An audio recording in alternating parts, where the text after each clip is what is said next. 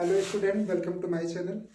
आज के इस वीडियो में हम लोग क्लास 10th के चैप्टर 1.1 पार्ट 3 को पढ़ने वाले हैं। इसके पहले वाले वीडियो में हम लोग इसके क्वेश्चन नंबर 4 तक पढ़ लिए हैं। आज के इस वीडियो में हम लोग क्वेश्चन 5 से आगे की तरफ देखेंगे। तो चलिए वीडियो को स्टार्ट करते हैं। हमारा प्रश्न है कि जांच कीजिए कि क्या किसी प्राकृतिक संख्या n के लिए संख्या 6 के पावर n अंक 0 पर समाप्त हो सकती है। याद रखिएगा, कोई भी संख्या 0 पर तभी समाप्त होगी जब उसकी इकाई के अंक पे 2 हो या 5 हो या फिर 2 और 5 दोनों हो। किसी भी संख्या का अभाज्य गुणनखंड करने के बाद अगर 2 आ जाए या फिर 2 और 5 दोनों आ जाए, ये खाली 5 रहे, तो हम बोल सकते हैं कि उसकी इकाई का अंक 0 पर समाप्त होगा।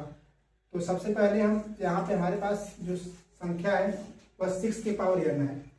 तो हम 6 के पावर n का अभाज्य गुणनखंड निकालेंगे। क्या हो जाएगा? 2 के पावर n मल्टीप्लाई 3 के पावर n। तो आप देख रहे हैं कि 6 के पावर n के अभाज्य गुणनखंड में 2 तो है, लेकिन यहाँ पर 3 है। अगर 3 की जगह में 5 होता तो हम बोल सकते थे कि यह जो आपका इकाई का अंक 0 पर समाप्त होगा।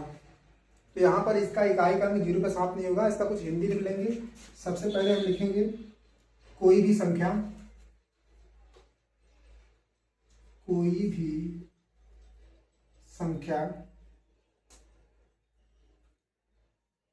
भी संख्या 0 पर तभी समाप्त होती है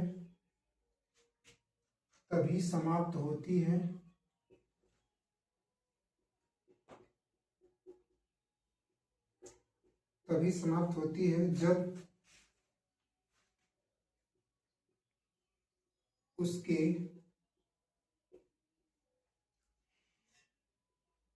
कोई भी संख्या 0 पर तभी समाप्त है जब उसके अभाज्य गुणनखंडों में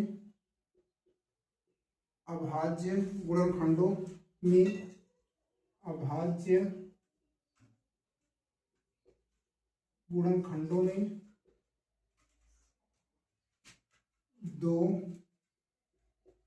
और 5 हो। परंतु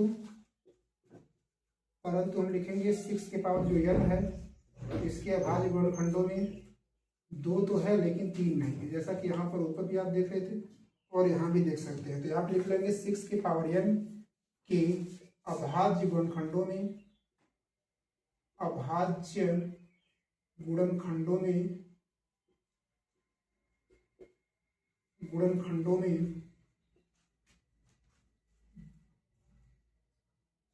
5 नहीं है।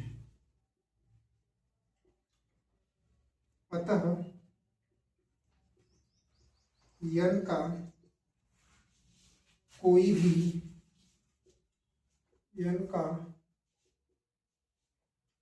भी ऐसा मान नहीं होगा, n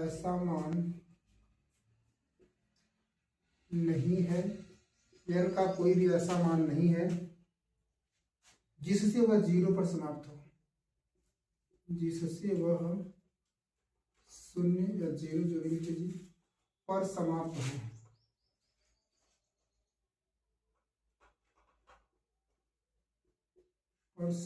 हो जाए।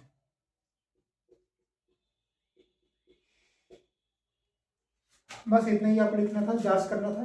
जांच करने के बाद यहाँ पे इसको सॉल्व करने के बाद ये लगा कि 2 के पावर n है, 3 के पावर भी n है। अगर यहाँ पे 5 होता तो ये 0 पर समाप्त होता, 5 नहीं तो 0 पर समाप्त नहीं होगा। इसी प्रकार 6वां सवाल है कि व्याख्या कीजिए कि 7 × 11 × 13 + 13 और 7 × 6 × 5 × 4 × 3 × 2 × 1 + 5। इसको आपको सॉल्व करना है। तो सबसे पहले एक को सॉल्व करते हैं। पहले लिखेंगे 7 × 11 × 13 + 13। मुझे लग रहा है यहाँ पे प्रश्न थोड़ा सा अधूरा हो, इसको पूरा कर लेते हैं पहले।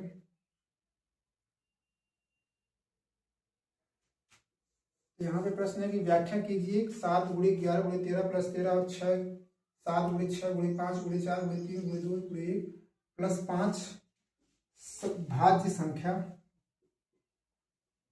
भाज्य संख्याएं हैं। भाज्य संख्याएं